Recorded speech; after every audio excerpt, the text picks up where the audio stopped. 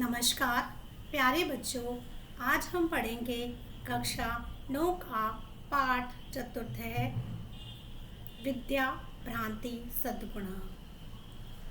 विद्या विद्या से भांति ही सुशोभित होते हैं सद्गुणा अच्छे गुण। विद्या भांति ही सद्गुणा का अर्थ है विद्या से ही सुशोभित होते हैं अच्छे गुण। यदि हमने विद्या को सीखा है, यदि हमारे पास विद्या है तो उससे हमारे अंदर अच्छे गुण आते हैं। तो चलो पाठ शुरू करते हैं। देवः महाकुल संभूतः एतेः राजपुत्रः तन्मया नीतिं ग्राहितुं शक्यन्ते। देवः हे महाराज, महाकुल संभूतः एते राजपुत्रः तन्मया नीतिं ग्राहितुं शक्यन्ते।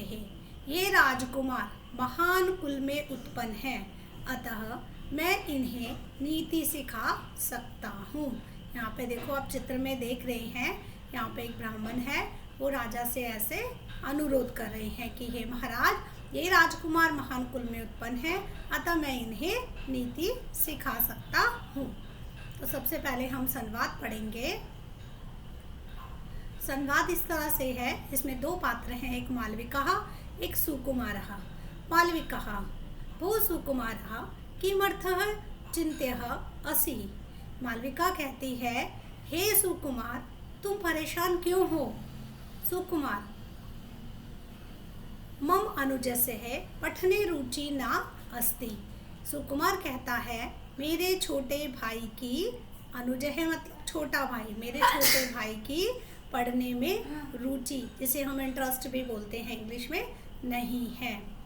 मालविका: सुकुमारः मम पुस्तके एका कथा अस्ति यत्र एकः राजा अपि एवमेव चिन्त्यः आसीत्। मालविका कहती है, हे सुकुमार, मेरी पुस्तक में एक कथा है जिसमें एक राजा भी इसी प्रकार चिंतित था जैसे कि सुकुमार चिंतित है।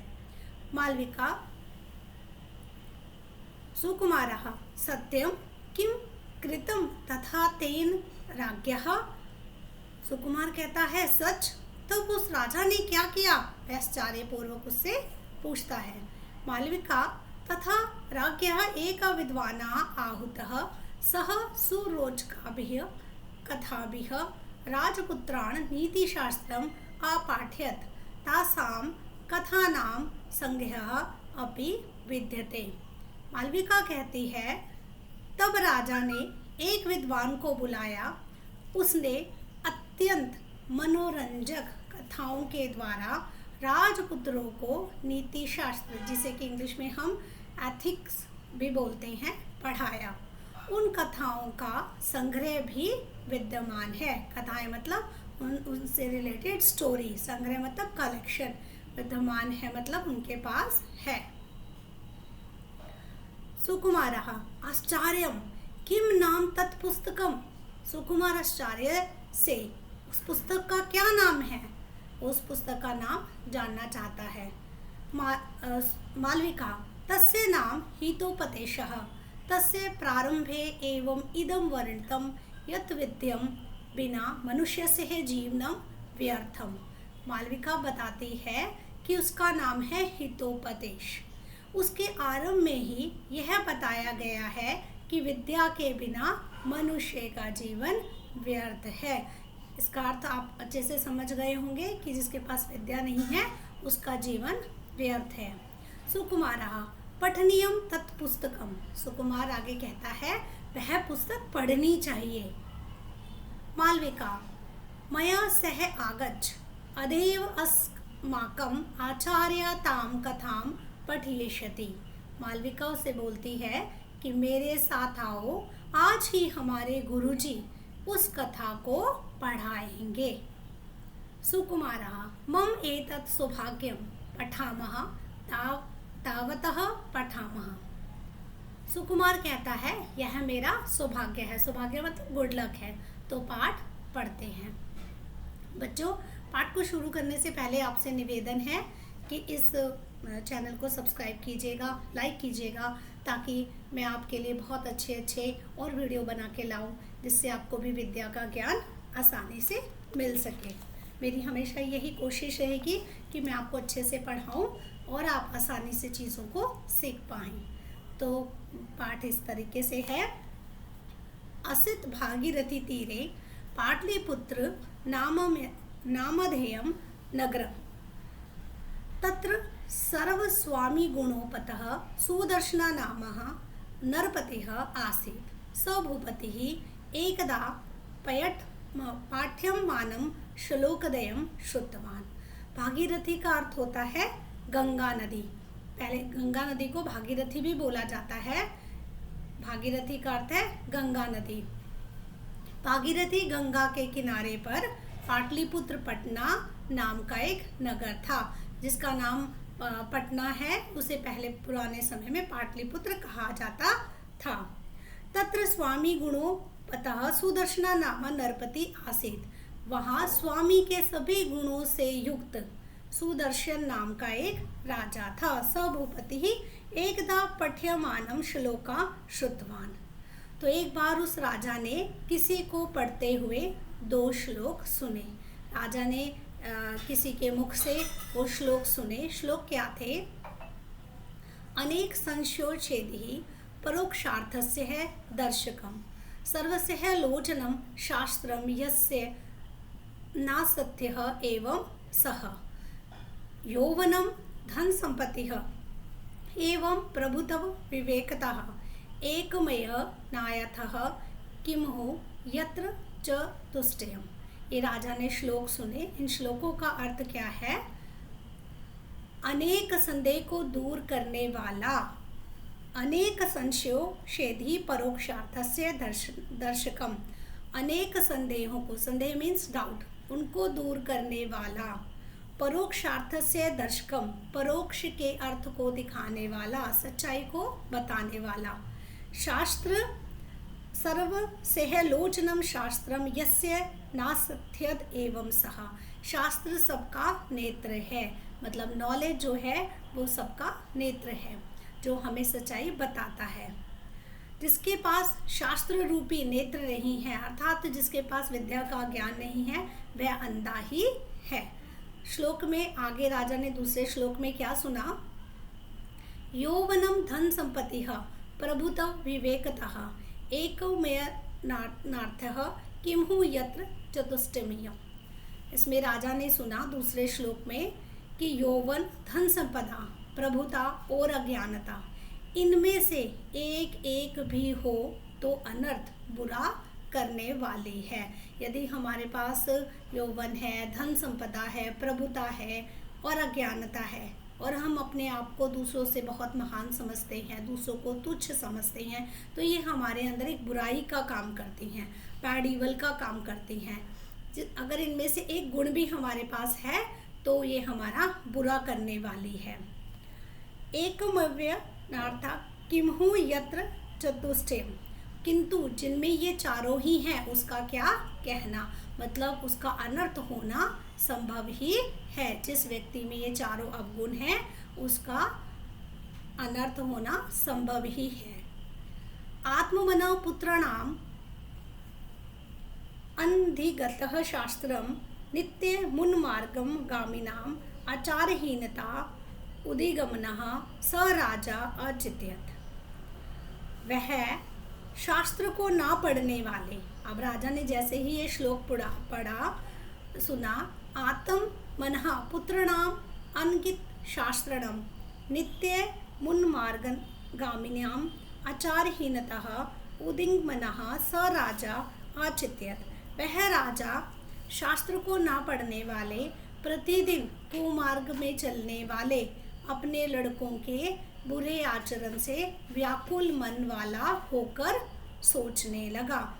इससे हमें ये पता चलता है कि राजा के जो पुत्र थे वो शास्त्र को पढ़ने के लिए तैयार नहीं थे, वो विद्या ग्रहण करने के लिए तैयार नहीं थे और हमेशा कुमार्ग, गलत राह पर चलते थे, जिसको उनका व्यवहार जो है, उनका जो आचरण है वो गलत हो गया। तो राजा ने जैसे ही इन श्लोकों को सुना तो उसका मन व्याकुल हो गया, बेचैन हो गया। राजा क्या कहता है, स जातो येन जातेन याति वंशः समुन्नताम् परिवर्तनीहि संसारे मृतको वाना जायते।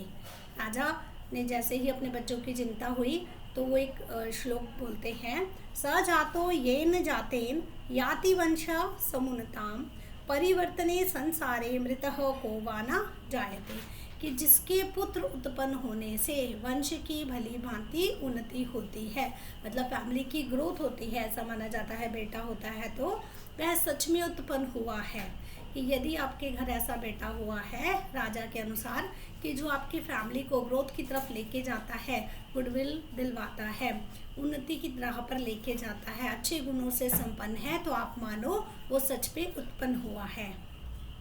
अथवा परिवर्तनीन संसारे मृत को वाना जायते, इस परिवर्तनशील संसार में मरकर कौन मानव उत्पन्न नहीं होता है, कि मरना और जीना ये दोनों हमारे संसार के नियम हैं, अर्थात सभी मरते हैं और सभी उत्पन्न होते हैं। अगर आप सच मायने में ज्ञान को हासिल करते हैं तो ज्ञान एक ऐसा शास्त्र है जिसके द्वारा आप मरकर भी लोगों के मन में जीवित रहते हैं। वर में कहो गुण ही पुत्रो न च मूर्खशनायपि एकहश चंद्र मोहनित न च तारा गणेन्द्रपि। राजा दूसरा श्लोक कहते हैं कि गुणी एक ही पुत्र अच्छा है, वर में कहो गुणी पुत्रो न च मूर्खशतानपि, कि गुणी एक ही पुत्र अच्छा है परंतु सैकड़ों मूर्ख पुत्र अच्छे नहीं हैं। जिस प्रकार एकशः चंद्र मोहो हंति न च तारा गणेन्द्रपि, जिस प्रकार से अकेला चंद्रमा अंधेरे को दूर कर सकता है किंतु तारों का समूह भी उसे दूर नहीं कर सकता। आसमान में जब बहुत से तारे निकले होते हैं तो इतनी चांदनी नहीं फैलती। एक चंद्रमा को गुणी पुत्र के समान बोला गया है, जैसे ही वो आकाश में आता है पूरी धरती चांदनी से भर जाती है। इसीलिए राजा बोलते हैं कि यदि पुत्र हो तो वो गुणी हो, जिससे कुल का नाम रोशन हो सके और अच्छे गुणों से युक्त होना चाहिए। तथा कथम इदानीम एते मम पुत्रः गुणवतः क्रियन्तामः, तदत् कथम इदानीम एते मम पुत्रः गुणवतः क्रियन्तामः, इसीलिए ये मेरे पुत्र कैसे गुणवान किए जाएं। अब ये राजा को चिंता हो जाती है कि मेरे पुत्रों का तो आचरण अच्छा नहीं है, वो कुमार्ग पे हैं, तो मैं क्या करूं कि मेरे पुत्र अच्छे मार्ग पर चल पड़े, गुणवान हो जाए। यतः क्योंकि माता शत्रुः पिता बैरी येन बालो न पठितः न शोभते सभा मध्यः हंस मध्यः बको यथा। तो इस श्लोक का अर्थ में राजा कहते हैं, राजा बोलते हैं ये श्लोक, इसका अर्थ ऐसा है कि माता शत्रुः पिता बैरी येन बालो न पठितः, कि माता शत्रु के समान है और पिता बैरी दुश्मन के समान है, जिनके द्वारा अपने बालक नहीं पढ़ाया गया है। बच्चों, सबके माता पिता उनको बोलते हैं कि आप पढ़ो, नॉलेज लो, ज्ञान प्राप्त करो, जिससे आप अच्छे इंसान बन सको। तो राजा ने भी श्लोक में यही कहा है कि माता शत्रु के समान है और पिता बैरी दुश्मन के समान है, जो अपने बच्चों को नहीं पढ़ा सकते या नहीं पढ़ाया गया है। ना शोभते सभा मध्य हंस मध्य बको यदि, वह बालक सभा के मध्य, सभी सभा के मध्य में उसी तरह सुशोभित नहीं होता जिस प्रकार हंस बोलते हैं स्वयंवर को, मध्य में बगुला क्रेन सुशोभित नहीं होता। बहुत सारे स्वयं बैठे हों और उनके बीच में एक क्रेन बगुला बैठा हो तो अच्छा नहीं लगता। उसी तरह सभी पढ़े लिखे व्यक्तियों में एक अनपढ़ व्यक्ति अच्छा नहीं लगता। तो इसका अर्थ ये हुआ कि हम सबको ज्ञान प्राप्त करना कितना ज़रूरी है, अपने बच्चों को पढ़ाना भी बहुत ज़रूरी है। कथाएं बच्चों हमें बहुत सी शिक्षा देती हैं, यदि हम अच्छे से पाठ को पढ़ें, उसे अपने जीवन में उतारें। अगला श्लोक राजा कहते हैं, रूप यौवन संपन्ना विशाल कुला संभवा विद्याहीना न शोभते निर्गंधः एवं किंशुकः। दूसरा श्लोक के अर्थ में राजा ने कहा कि सौंदर्य तथा यौवन से युक्त और बड़े कुल में उत्पन्न हुए मनुष्य विद्याहीन होने से उसी प्रकार सुशोभित नहीं होते जिस प्रकार सुगंध रहित पलाश, जिसे हम टिश्यू फ्लावर बोलते हैं, के फूल सुशोभित नहीं होते हैं।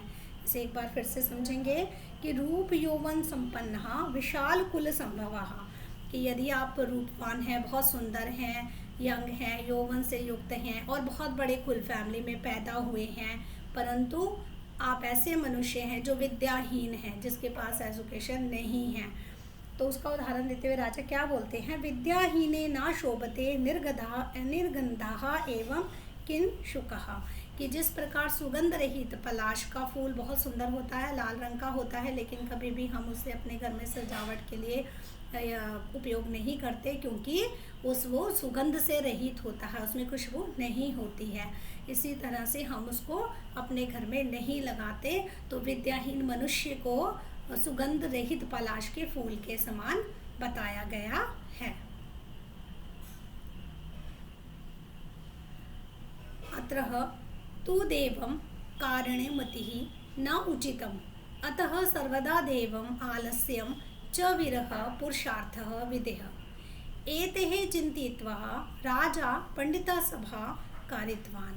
अतः अत्रः तु देवं कारणमितिः न उचितम्, अतः सर्वदा देवम् आलस्यं च विरह पुरुषार्थः विदेह। एतत् चिन्तयित्वा राजा पंडितसभा कारितवान्। राजा अवदत् भो भो पंडितः। अब ये सब बातें जब राजा ने सोची तो राजा ने क्या निश्चय किया कि यहाँ भाग्य ही कारक है, ऐसा कहना उचित नहीं है कि हम अपने भाग्य के हिसाब पर ही बैठे रहे, ऐसा कहना उचित नहीं है। इसीलिए सब तरह से भाग्य और आलस को छोड़कर परिश्रम करना चाहिए। यह सोचकर राजा ने पंडितों की सभा बुलाई। राजा अवदत् भो भो पंडिता। राजा ने कहा, हे पंडितों, श्रुत्वा मम वचनम, मेरे वचन सुने। अस्ति कशिचतः एवं भूतो विद्वानः यो मम पुत्रनामः नित्यम् उन्मार्गगामिनः अनधिगतः शास्त्राणाम् इदानीं नीतिशास्त्रोपदेशं पुनर्जन्म कारयितुं समर्थः। राजा ने कहा, हे पंडितों, मेरे वचन सुने। कोई ऐसा भी विद्वान है जो मेरे नित्य कुमार्गी, मतलब गलत राह पर चलने वाले तथा शास्त्र को नहीं पढ़े हुए पुत्रों का अब नीति शास्त्र, मतलब एथिक्स के लिए, वैल्यूज के लिए उपदेश से पुनर्जन्म, रीबर्थ कराने में सामर्थ्य हो। जब हम पढ़ जाते हैं, हम बहुत सी चीज़ें ऐसी सीखते हैं कि हमें ऐसा लगता है हमारा पुनर्जन्म हुआ है। तो राजा चाहता था कि विद्या सीख कर उनके बच्चों का दोबारा से पुनर्जन्म हो। अनंतरेः विष्णु शर्मा नामः महापंडितः सकलिन नीतिशास्त्र तत्वज्ञानः बृहस्पतिः एवं अवदत्। देवः महाकुल संभूतः एतेः राजपुत्राः तत्मया नीतिं ग्रहीतुं शक्यन्ते। अतो अहं पश्मासः सभ्यन्तरेः भवतेः पुत्रान् नीतिशास्त्र अभिज्ञानः करिष्यामि। राजा सविनयं पुनर्वदत् को अत्र संदेहः, कि राजा ने पंडितों को बुलाया और उनको पूछा कि कैसे मैं अपने बच्चों को ज्ञान दिलवा सकता हूँ। अत्रांतरे विष्णु शर्मा नाम महापंडिता सकल नीतिशास्त्र तत्वज्ञा बृहस्पति एवं अवदत्। उसी समय संपूर्ण नीति शास्त्र के सार को जानने वाले, नीति शास्त्र एथिक वैल्यूज के सार को समझने वाले बृहस्पति के समान एक बड़े धनुधर विद्वान पंडित विष्णु शर्मा जी बोले। क्या बोले? देवः महाकुल संभूतः एते राजपुत्रः तत्मया नीतिं ग्राह्यन्तुं शक्यन्ते। हे महाराज, ये बड़े कुल में उत्पन्न हुए राजपुत्र हैं, कि ये राजा के बेटे हैं, इसीलिए मैं इनको विनम्रता से युक्त होकर, इसीलिए मैं इनको नीति सिखा दूंगा। अतो अहम षष्मासाभ्यन्तरे भवन्पुत्रान् नीतिशास्त्रः विज्ञानः करिष्यामि। राजा सविनयं पुनर्वदतः को अत्र संदेहः। राजा ने विनम्रता से युक्त होकर फिर कहा, इसमें क्या संदेह है, कोई शक की बात नहीं है, आप मेरे बच्चों को सिखाइए। राजा का ऐसा कहने से विष्णु शर्मा ने ये मान लिया कि वे उनके पुत्रों को नीति शास्त्र का ज्ञान देंगे। कीटो अपि सुमनः संगः दारोहितिः संतां शिरहे अश्मापिः याति देवतः महिरिः सुप्रतिष्ठः।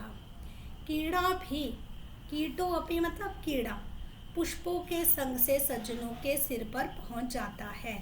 अर्थात हम अपने सिर के बालों पर पुष्पों को लगाते हैं ताकि हम सुंदर दिखे, लेकिन इंसेक्ट जिसे कीड़ा बोलते हैं, कीड़ा उसे हम कभी अपने सिर पर नहीं सजाते। लेकिन यदि वो कीड़ा फूलों के साथ हो, फूलों के अंदर हो, तो हम फूल को अपने सिर पर लगाते हैं तो वो भी हमारे सिर पर पहुंच जाता है। अश्मापिः याति देवत्वं महिद्रियः सुप्रतिष्ठः। और बड़े मनुष्य द्वारा सुप्रतिष्ठित पाषाण मतलब पत्थर, स्टोन भी देवत्व को प्राप्त हो जाता है। बड़े लोग मनुष्यों से संबंधित ये जो अक्षर है किसको बोला गया है, ये अक्षर किसको बोला गया है यहाँ पर, ये पंडित विष्णु शर्मा के लिए बोला गया है।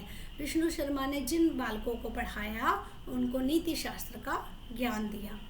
दतेते महाश्यामः अस्तः पुत्राणां नीतिशास्त्रोपदेशः भवतः प्रणानम् इति उक्तवः तस्य विष्णु शर्मन् करे बहुमानपुरः सरम पुत्रान् समर्पितवानः। इसीलिए इन मेरे पुत्रों को नीति शास्त्र के उपदेश के लिए आप समर्थ हैं।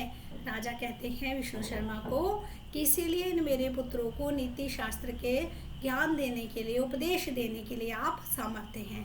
यह कहकर उस विष्णु शर्मा के हाथ में अपने पुत्रों को सौंप दिया। तथा विष्णु शर्मा पशु पंछी जंतुनामः मनोरंजकाभिः प्रेरणा प्रदायिभिः कथाभिः तान् राजकुमारान् शिक्षितवान्। एतस्योः कथानां संकलनमेव हितोपदेशः नाम ग्रंथः प्रसिद्धः जातः। तत्पश्चात विष्णु शर्मा ने पशु पंछी और जंतुओं की मनोरंजक और प्रेरणा, मोटिवेशन से भरी हुई देने वाली कथाओं के द्वारा उन राजकुमारों को शिक्षित किया।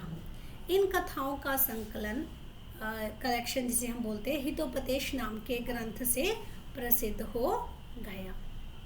राजा के चारों पुत्रों को उन्होंने ज्ञान दिया जिससे उनको नीति शास्त्र का पूरा ज्ञान हो गया।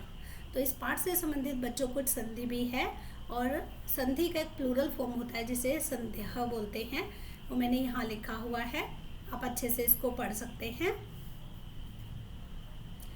पहला है उन्मार्गगामिनामः उतः प्लस मार्गगामिनामः सह राजा जातो येन जातः प्लस येन को वा कः प्लस वा पुत्रो न पुत्रः प्लस न शतान्यपिः शतानि प्लस अपिः तारागणैरपिः तारागणैः प्लस अपिः बोलो न बालः प्लस न बको यथः बकः प्लस यथा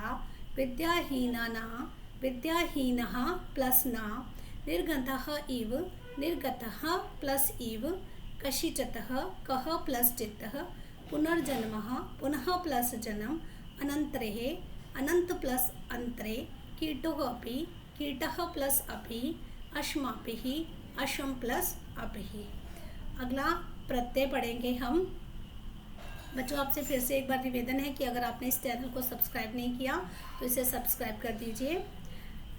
जातः प्रत्यय में प्रथम है जातः, जिसे हम लिखेंगे जनः प्लस कत, मृतः मृ प्लस कतः पठित पठ प्लस इच प्लस कतः संपन्नः सम प्लस पद प्लस कतः प्रत्यय विरह वि प्लस हा प्लस लय सुप्रतिष्ठः सु प्लस प्रति प्लस था प्लस कतः उक्तव वचः प्लस कत्वः शिक्षितवाना शिक्ष प्लस कत्वतुः जातः जन प्लस कतः। पाठ से संबंधित कुछ प्रत्यय हैं जो आपके लिए बहुत ही उपयोगी सिद्ध होंगे। और बच्चों, ये अधोलिखितम गद्यांश पठितः पदतः प्रश्ना नामूत्राणि लिखित। पाठ में से ही जैसे कि आपको एक अपठित गद्यांश आता है, यह अपठित गद्यांश है, उससे ही संबंधित कुछ प्रश्न हैं जिनके उत्तर आपको देने हैं। अत्रः तु देवं कारणमितिः न उचितम् अतः सर्वदा देवम् आलस्यं च विरह पुरुषार्थः विदेह।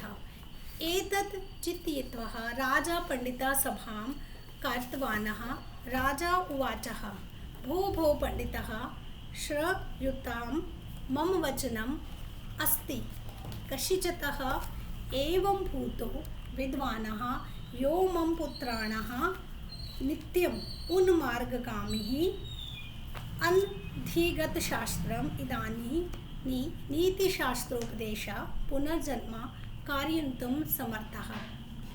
एक पदेन उत्तर है बच्चों, राजा किम कारितवानः। दूसरा भाग है देवं विहार्य का विधेय। फिर दूसरे प्रश्न में है पूर्ण वाक्येन उत्तरत राजा पंडितान किम उवाचः। यथा निर्दिष्टम उत्तरत है, जिसमें कि हमारे पास दो भाग आपको दिए जा रहे हैं।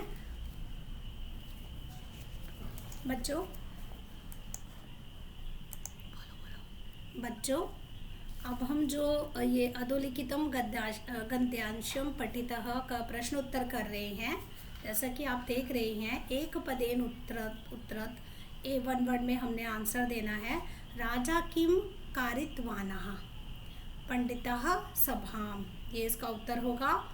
मैंने यहाँ निशान लगा दिया है। देवम विहार्यः कः विदेह, इसका उत्तर है पुरुषार्थः। 2 नंबर पे उत्तर लगा है। पूर्ण वाक्यन उत्तर आपको एग्ज़ाम पैटर्न के अनुसार भी ऐसे ही पैराग्राफ दिए जाते हैं। ये आपके जो बुक के बीच में से ही पैराग्राफ है और अध्यापक और अध्यापिकाएं आपको प्रश्न उत्तर इसी में से बना के देते हैं। कुछ वन वर्ड आंसर होते हैं, एक पदेन है, कुछ पूर्ण वाक्यन उत्तर हैं। तो एक जैसे राजा पंडितान किम उवाचः, तो इसका उत्तर है कशिचतः एवं भूतो विद्वाना यो मम पुत्राणां नित्यम् उन्मार्गगामिनाम् अनधिगतशास्त्राणाम् इदानीं नीतिशास्त्रोपदेशेन पुनर्जन्म कारयितुं समर्थः। अगला यथा निर्देशितम उत्तर, कि जैसे आपको निर्देश दिए गए हैं उसी प्रकार से इन उत्तरों को चयन कीजिए। ये एमसीक्यूज की तरह हैं, 4 ऑप्शन आपको दिए गए हैं। अस्मिन् गद्यांशे मम इति सर्वनामपदम कस्य प्रयुक्ता आसीत्, प्राज्ञा है। दूसरा है अत्र विद्वानः इति पदस्य विशेषण पदम किम आसीत्, उत्तर है एवं भूतः। इसी प्रकार से दूसरा जो गद्यांश है हमारे पास है तदेश श्यामः असम्पत्तपुत्रनामः नीतिशास्त्रोपदेशः भवतः प्रणानम् इति हि उक्तवः तस्य विष्णुशर्मणः करे बहुमानः पुरः सरं पुत्राणान् समर्पितवान्। ततः विष्णुशर्मा पशु पंछी जंतूनां मनोरंजकाभिः प्रेरणाप्रदाभिः कथाभिः तान् राजकुमारान् शिक्षितवान्। एतासां कथानां संकलनमेव हितोपदेशः नामकः ग्रन्थः प्रसिद्धः जातः। एक पदेन उत्तरत राजा निजपुत्रान् कस्य करे समर्पितवानः, तो उत्तर है विष्णु श्रमणः। दूसरा प्रश्न विष्णु शर्मा कान् शिक्षितवान्, उत्तर राजकुमारान्। पूर्ण वाक्येन उत्तर विष्णु शर्मा तान् राजकुमारान् कथम शिक्षितवान्, तो उत्तर में आप लिखेंगे विष्णु शर्मा पशु पंछी जंतूनां मनोरंजकाभिः प्रेरणाप्रदाभिः कथाभिः तान् राजकुमारान् शिक्षितवान्। यथा निर्दिष्टम उत्तरम पहला है बहुसम्मानपूर्वकम इत्यर्थे किम पदम प्रयुक्तम, बहुमान पुरः सरम शिक्षितवान इति क्रियापदस्थे कृत्यपदम किम विष्णु शर्मा। तो बच्चों इस प्रकार से मैंने एग्ज़ाम पैटर्न के हिसाब से भी आपको जो हमारे गद्यांश आते हैं वो किस तरीके से आएंगे आपको समझाया है। अब हम इसके उत्तरों को देख पा रहे हैं। तो अब हम अभ्यास के कुछ प्रश्न उत्तर करते हैं। अधोलिखितानां प्रश्नानां उत्तराणि एक पदेन लिखित, जो हमारे एनसीईआरटी की बुक के पीछे दिए गए हैं। पाटलिपुत्र नामधेयं नगरं कुत्रास्ति? भागीरथी तीरे। पाटलिपुत्र नगरस्य राजा का आसीत्? सुदर्शनः। ग सर्वस्य लोचनं किं भवति? शास्त्रतम्। हंसमध्यः कः न शोभते? उत्तर है बकः। किं विहारे पुरुषार्थः विदेह? देवमालस्यम्। कः राजपुत्रान् शिक्षयितुं सकृतवानः? विष्णुशर्मः। महित्रः सुप्रतिष्ठः देवत्यम कह याति अशम। हमारा दूसरा प्रश्न है अधोलिखितानां प्रश्नानां पूर्ण वाक्य लिखित। पूर्ण वाक्य लिख के हमने इसके उत्तर देने हैं। पाटलिपुत्रः कीदृशे नरपतिः आसीत्? पाटलिपुत्र सर्वस्वामी गुणोपतः सुदर्शनः नामः नरपतिः आसीत्। शास्त्रं किं करोति? शास्त्रम् अनेक संशय योषदिनं परोक्षार्थस्य दर्शनं च कार्यति। के अन्थायः भवति? यौवनं धनसम्पत्तिः प्रबुद्धविवेकतः च अन्थाया भवन्ति। विष्णुशर्मा तान् कथं शिक्षितान् अकरोतः? उत्तर है पशु पंछी जन्तूनामः मनोरञ्जकाभिः प्रेरणादायकः कथाभिः शिक्षितान् करोतः। अगला प्रश्न है कस्य जन्म सफलं विद्यते? येन जातेन वंशं समुन्नतिं याति तस्य जन्म सफल विद्यते। अगला प्रश्न है कीटः कथं सन्तां शिरः आरोहिति? कीटसुमनः संगातः सत्तां शिरः आरोहिति। राजः निजपुत्रान् विष्णुशर्मणः करे कथं समर्पितवान्? राजः निजपुत्रान् विष्णुशर्मणः करे बहुमानपुरः सरं पुत्रान् समर्पितवान्। हमारा तीसरा प्रश्न है अधोलिखितेषु वाक्येषु स्थूलपदानि आधारीकृत्य प्रश्न निर्माण कुरुतः। जिस प्रकार से हमें सेंटेंस दिए जाते हैं, हमने ये उत्तर है इसको हमने प्रश्न के रूप में बनाना है, जिसे हम फ्रेम द क्वेश्चन इंग्लिश में बोलते हैं। अविवेकतः अपि अन्थायः, तो अविवेकता की जगह लिखेंगे का। दूसरा है राजा पुत्रणाम आचारहीनतया उद्गिमनमनः आसीत्, पुत्रणाम की जगह केशाम। ग एकः चंद्रः तमः हन्ति, तमः की जगह हम लिखेंगे किम। तो एकः चंद्रः किम हन्ति, तो ये एक प्रश्न बन गया।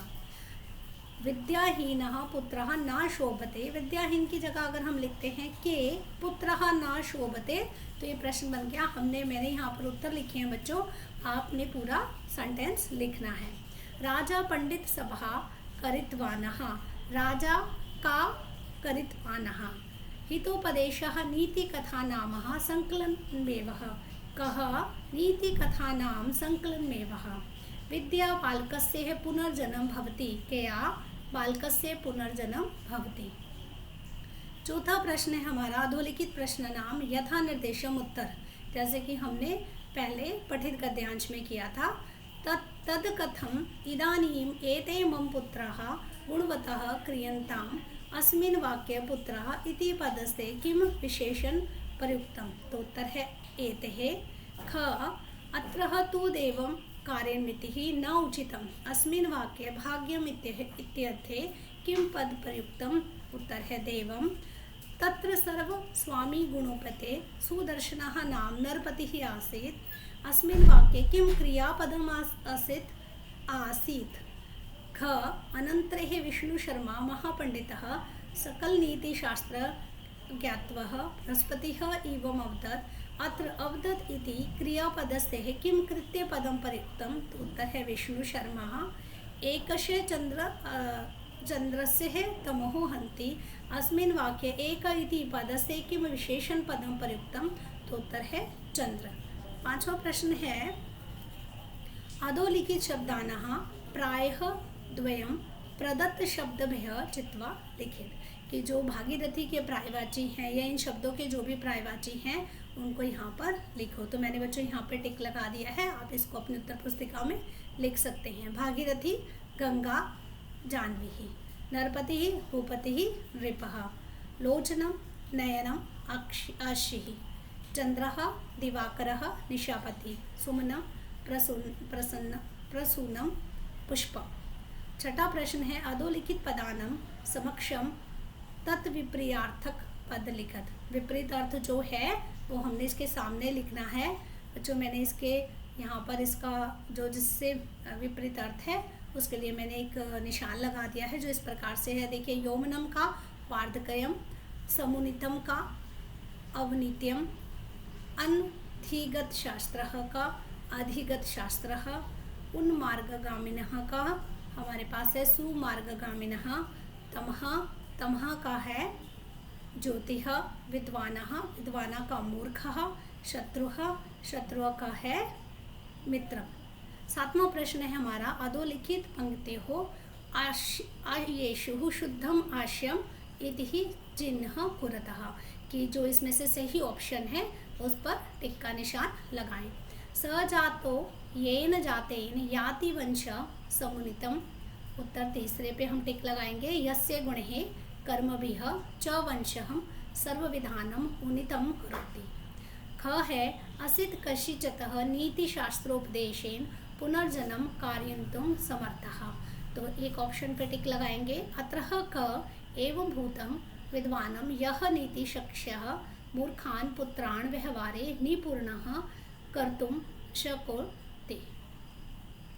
हमारा आठवां प्रश्न है अधोदेतः अन्वयम् उचित कृत्य पदाभ्याम रिक्तस्थाना पूरित कुरुत। तो इसमें अन्वय भरना है हमने।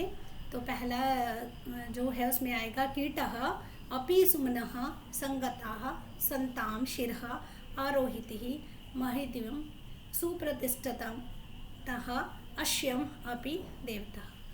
फिर हमारा 9वां प्रश्न है कथा कर्मानुसारम अधोलिखितानि ही वाक्यानि पुनः लिखित, कि कथा के अनुसार हमको इसको दोबारा से लिखना है कि rearrange this one topic according to the story, कि पहला कौन सी लाइन आएगी, दूसरी कौन सी लाइन आएगी।